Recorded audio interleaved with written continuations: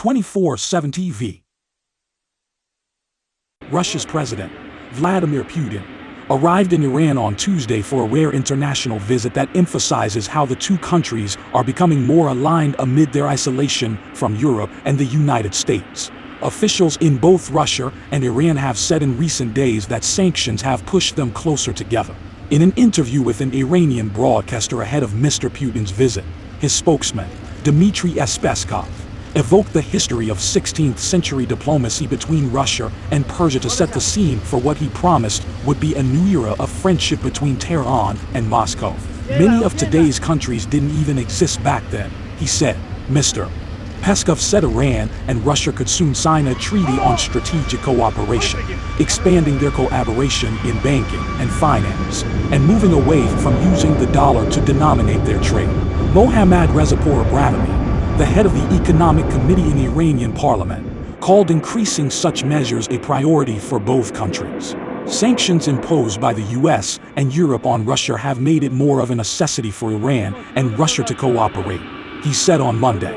The Kremlin is eager to show the world and its own people that it still has friends, despite the global opprobrium over the war in Ukraine. That is giving Iran a new opportunity to stimulate its sanctions-starved economy, with Russian businesses that had been focused on trade with the West now racing to find new markets and suppliers. A restoration of the 2015 Iran nuclear deal that could relieve sanctions on Iran still appears to be far off. We have the greatest expectations, Russia's ambassador to Iran, Lev Anjagarian, told Russian state television ahead of the visit. Mr. Putin touched down in Tehran at about 5 p.m. local time, according to Russian state media, with his meetings expected to stretch late into the evening. It is only his second trip outside Russia since the start of the Ukraine war.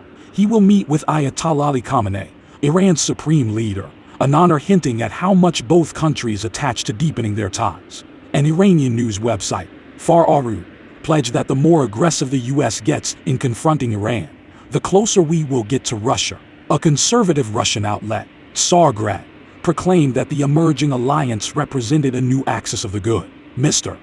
Putin will also meet on Tuesday with Iran's President, Ebrahim Raisi, as well as with his Turkish counterpart, President Recep Tayyip Erdogan, who will also be in Tehran.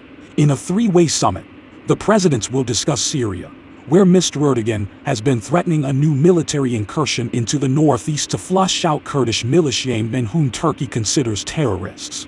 Hossein Amir-Abdollahian, Iran's foreign minister, said that in addition to increasing economic ties, Tuesday's meetings would address security issues and concerns about a shortage of food supplies. Mr.